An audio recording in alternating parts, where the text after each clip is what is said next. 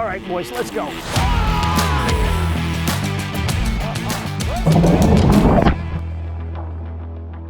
It is officially September. It is the best month to be an offshore fisherman here in the Northeast.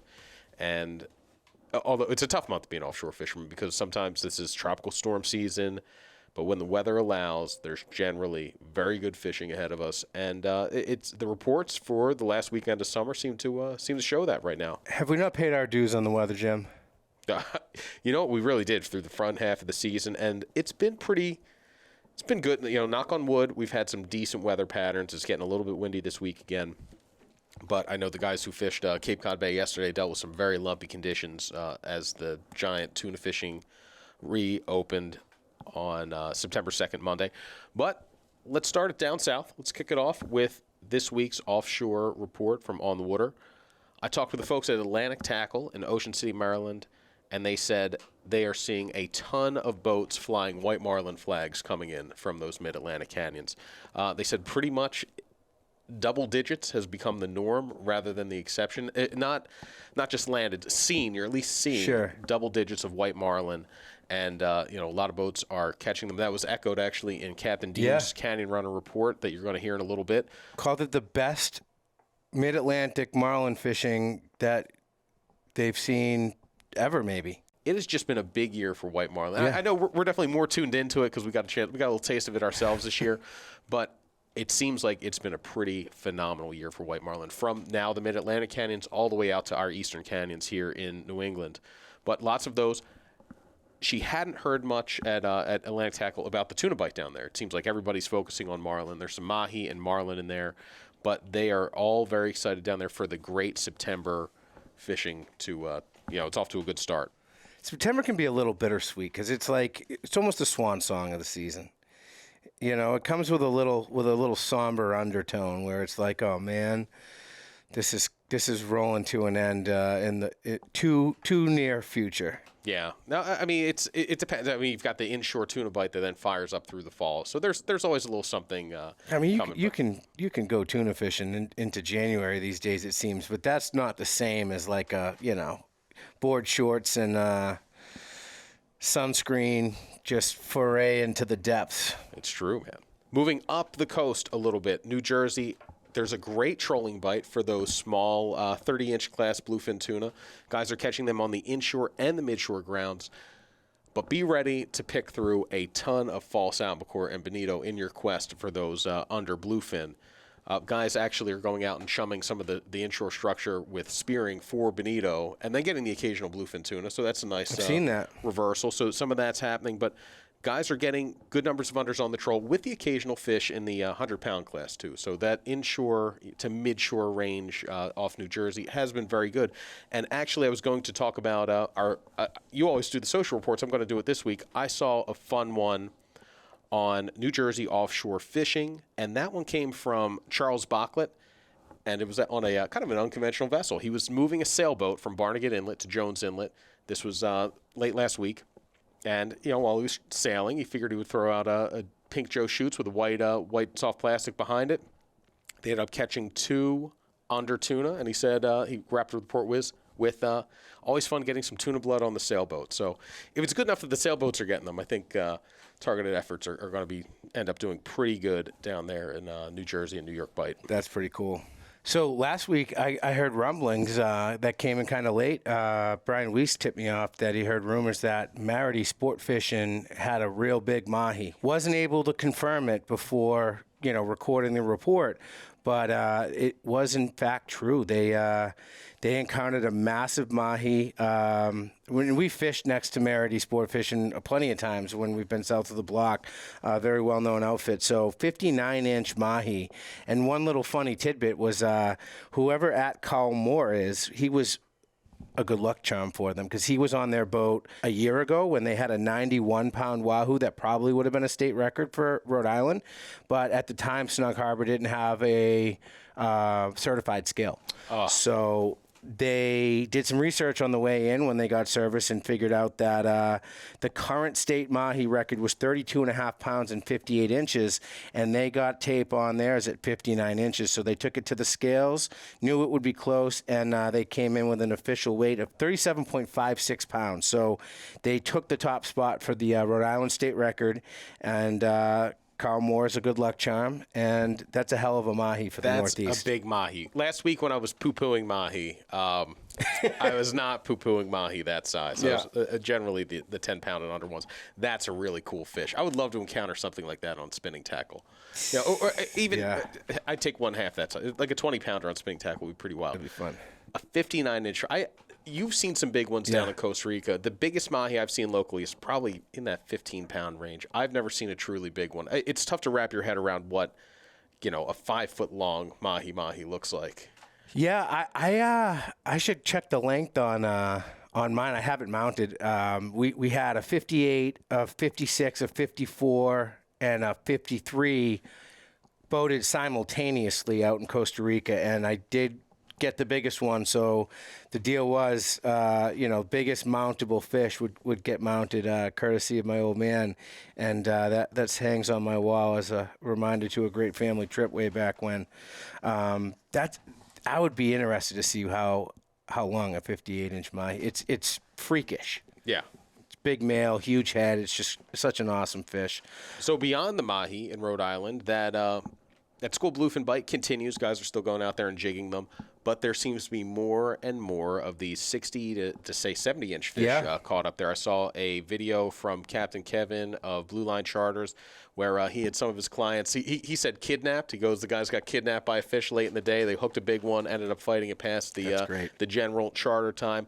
I've heard that called tuna jail by our friend Jordan Jennings, who's out on the West Coast. They have a whole different bunch of terms out there for their tuna fishing. But tuna jail is one where you hook this fish and you're locked into it and you can't move it, and it feels like you're just serving a life sentence for hooking it. But they got a 71-incher in there mixing. More yellowfin coming into those tuna grounds. There's been some, there's been a little bit more of a mix.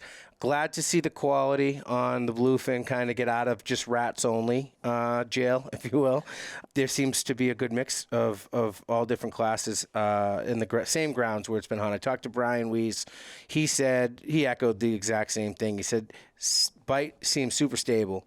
Same places, Habs, Gully, that area south of Block, even south of Montauk. So some yellowfin are in the mix. He said the best bet is just south of the lanes on the yellowfin, which I've heard for consecutive weeks, but it's nice to see them trickling inshore. And he echoed the same thing with more quality in the mix, which is awesome to hear. Giant tuna fishing reopened yesterday. We talked a little bit about that in the intro, and it sounded like there's a couple of big tournaments happening right now. You've got the Boston Bluefin Classic, the Green Harbor Tuna Club one going on simultaneously on the fishing days, so you can fish Mondays, Wednesdays, and Thursdays for the giant tuna, I believe. We've got certain days you're able to go out and commercially fish for them. And the boats that went out yesterday seemed like a good number of fish caught. The biggest was 905 pounds in the Green Harbor tournament. In the Boston Bluefin Classic, I think the biggest one was in the 600-pound range. But our good friend Captain Rob Taylor fishing with Team Jigging World, they're in third place with a 550-some pounder. So it's lots of giant tuna caught. How many more fishing days do they have? For Green Harbor, I know they've got 2 more. The one Robbie's fishing is Rob's and Boston Bluefin Classic. So I think I want to say it's similar, but there's definitely more time on that. Although I don't think he's got some time on the clock. You can't count him out. Ben reeling it was the one with the 905-pounder. I don't know if you're going to see that one beat, but it seems like there's a very big class. There's a lot of big fish around. I've heard there've been a couple 1,000-pounders weighed in. I talked to Connor from Monahan's Marine. Bluefin on the bank, he said, is just not. Southwest corner on the high ground has been best. But in the bay, live bluefish seems to be the ticket of rewarding you with a bite. A lot of guys flying kites with bluefish underneath them and being rewarded. The bay seems to be more spread out. It's not as much of a parking lot. The bite is spread out throughout the bay. The evening seems to be best in the bay, he said, but on the southwest corner and on the high ground of Stellwagen, it was like a city out there. He said it was just stacked up with boats, and it didn't really seem to affect the bite at all because the southwest corner went off, and the first half of the day seemed best, but to see such a strong bite with heavy traffic out there was pretty good. And if you don't like the crowds, you can slide off and pick your piece of water and hope they swim under you in the bay, and that's been super productive. Also asked about Peaked Hill, the Nauset area. That backside seems to usually kind of pick up this time. It's been there, but it's been sporadic. So it's been that kind of, back and forth all year long. But the nice thing is there's a lot of 65-inch to, just under commercial size fish being taken. And he said your best bet is to wait until it's like, all right, the report sucks. That's when you should go. He said it's been like 2 days of terrible fishing and 2 days of really good fishing. So if you go on a good report, you're more likely to, find out that it's turned off.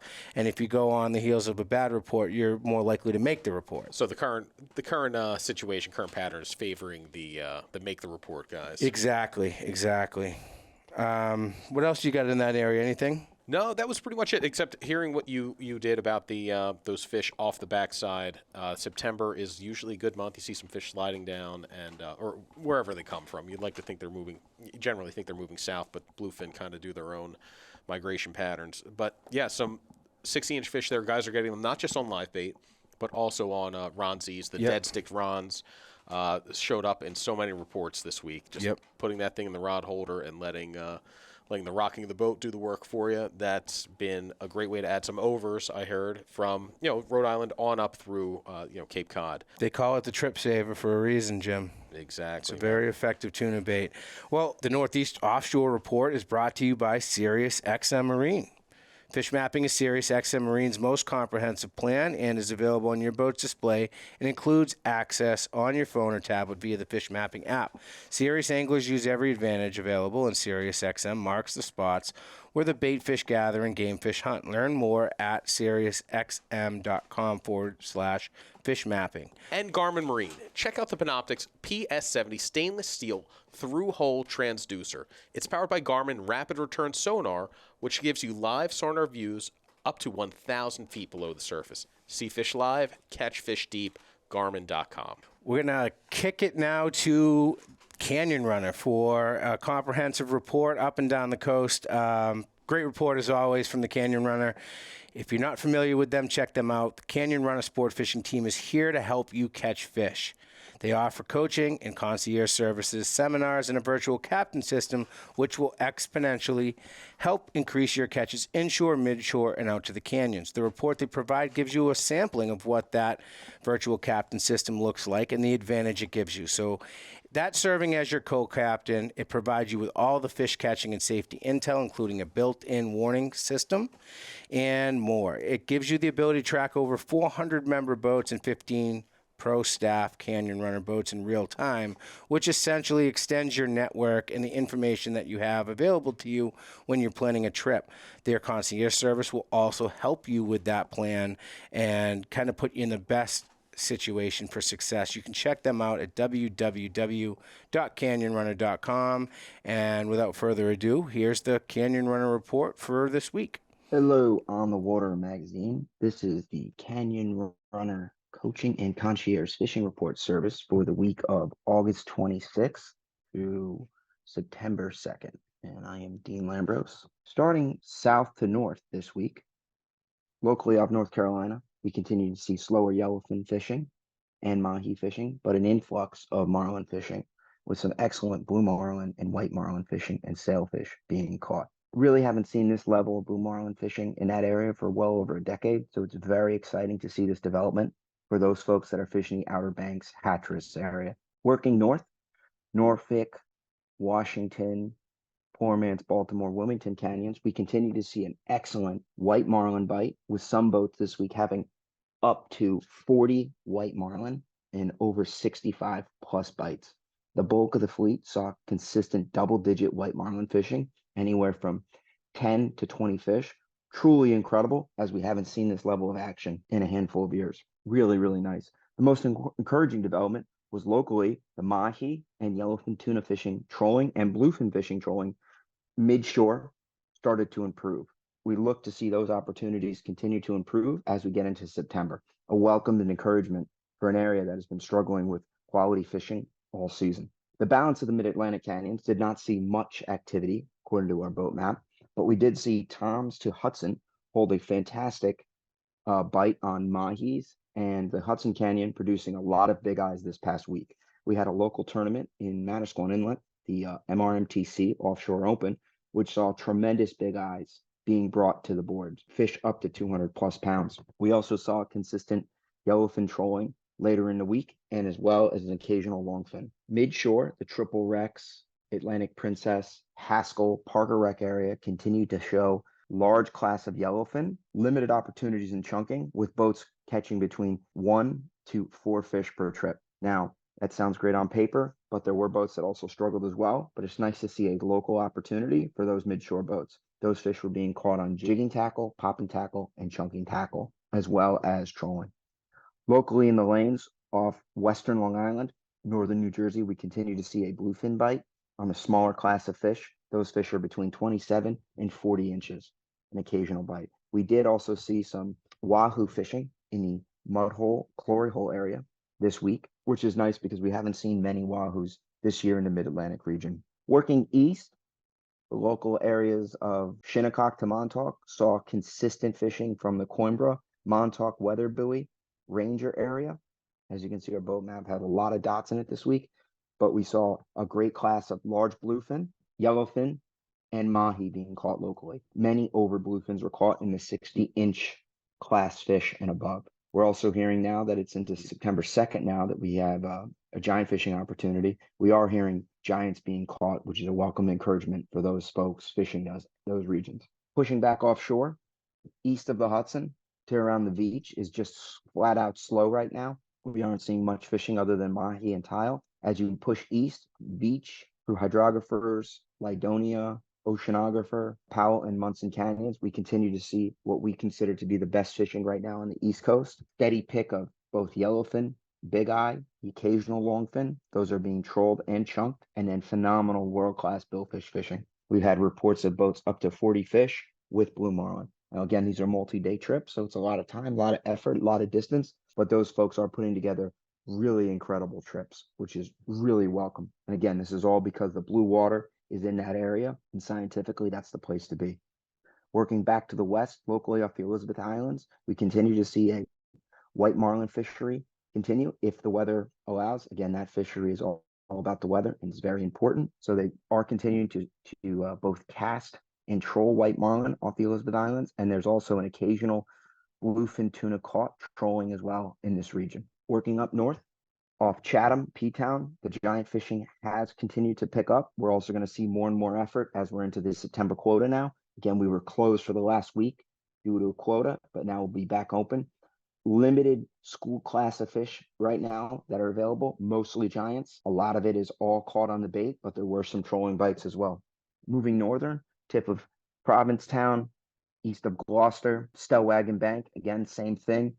We're going to start to see more and more boats fish there as we have these opportunities now. Again, this is mostly going to be drift fishing with the bait. Moving east off Gloucester, New Hampshire, and Maine, same opportunity still exists. This will be northern Jeffreys, and then the local structure off of Maine. We'll start to see more and more giants being caught as the effort will be there now that the September subquota is in full effect. I want to thank you folks again, and on the water, this is Captain Dean Lambros with the Canyon Runner Coaching and Concierge Service giving you the week's end fishing report. All right, coming back from another awesome report from the Canyon Runner. Thanks, Dean. That was... It seems, I mean, the Canyon reports we were hearing were quiet, and it makes sense that the best fishing is on those far east, Long Run, Munson, and other canyons out there. So... hopefully that water spins in as the fall comes in. I feel like we've been saying that for 3 weeks now. But yeah, hopefully it does. And they come a little bit closer. We'll have to see. As I know, the Helen H is beginning to run their offshore trips. We'll be hearing from them. Yeah, about I what actually they're have a doing report from them, Jim. Funny you should say that. So their first 3-day offshore trip is in the books. Big fan of the Helen H operation for these offshore trips. If it's something that you've always wanted to do and you don't have the means to get out there, it's a great opportunity to jump on an overnight trip, Typically, they do 2 and 3 night trips. They run somewhere between $500, give or take, to get on, but it's not crowded. They're very limited trips. So 27 anglers were aboard this 3-day offshore trip. And the first day was pretty slow. They had 1 yellowfin tuna and a mahi. And the first overnight was also non-existent, as I heard. However, things picked up on day 2 with some yellowfin tuna on the troll. And they were surprised by a nice 300-pound plus blue marlin. So that spiced things up. And the second night was a steady pick of yellowfin tuna overnight at about 1 per hour until sunup, where they got back on the troll, picked up a few more yellows, and ended the trip with about 15 to 20 yellowfin tuna and a blue marlin and some mahi in the mix. And that, gets spread across the 27 anglers. So, the nice thing about that is they're there to help you. Like, they have the right gear. The rentals aren't garbage. They're all Shimano, good stuff that's capable of fighting whatever you could hook up. Yeah, if you don't have the gear, they have very good gear on that boat that you can rent.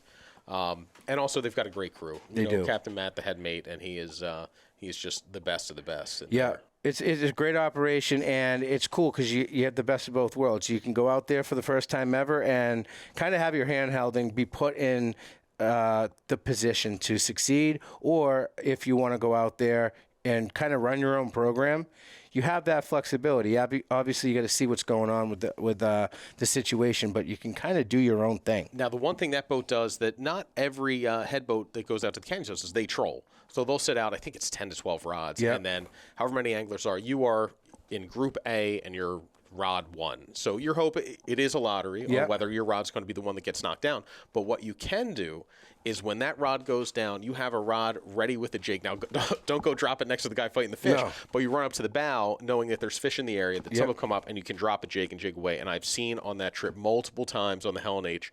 It was loose change, Jim. Yeah, picking up the loose change while somebody's fighting a fish on the troll off the back of the boat. But all the times I saw that happen was before I was ever ready to do it. It was my first couple canyon head boat trips, and I was just really kind of learning the ropes myself.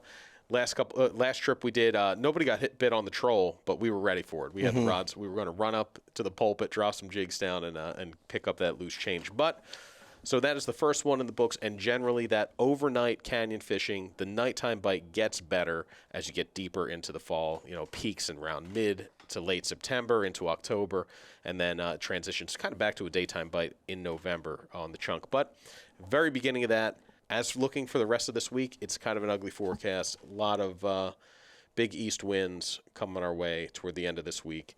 So we'll see. It shouldn't impact giant fishing in places like Cape Cod Bay. Maybe can still get out and do some of the inshore, midshore tuna fishing. But those are the trips that have been kind of, offered up of late. So, and Robbie was out there, and he echoed the same thing. He Rob said it was Tartaglia, swelly, pretty lumpy day, but his buddy boat got a 115-inch, I think he said. Some very big tuna out there. Which is a quality fish. I talked to Captain Bob from Seacoast, New Hampshire Sport Fishing Charters. Just another great report from Captain Bob. So if you're in that area, that Rye, New Hampshire area, check him out if you want to get out for a trip. He's always on the fish, and he reported over the Labor Day weekend here that not much has changed on the bluefish fishery over the last week, and that's a good thing. He said 60 to 70-inch plus wrecked fish continue in decent numbers on middle and northern Jeffreys, while still no half-beaks. Hordes of spiked mackerel are a proxy in bringing these fish up high in the water column. Having plugs at the ready, we've done best with an unweighted mackerel, very small telltale balloon, an 80-pound fluoro, and send it way back. Keep those plugs and the spinning gear ready to bomb into a feed that comes up and disappears as soon as it materializes. He said small giants are now more prevalent than the larger models of prior weeks on Middle Jeffreys. Lots of action today on the first day of September on the commercial side of things. He said several Rye boats had to release several almost giants before retaining a market fish. So they've been getting a lot of bites. They've been fishing through the shorts and waiting for the right bite to get a fish to market. Fish were feeding deep today, 100 to 120 feet. Perhaps because of the boat pressure, he said these fish are showing a strong preference for ground fish over mackerel. Lots of whiting and haddock available, along with the first strong showing of herring and squid. Squid's one of my favorite giant baits by far. A live squid is tough to beat. He said there's also great whale activity right now there too, which helps spot where the deeper tuna feeds are happening. So keep an eye out for those markers. And aside, we are now using light mono on our bait rig droppers as we have had tuna ambush a haddock we were bringing up for bait 3 times in the last 2 weeks.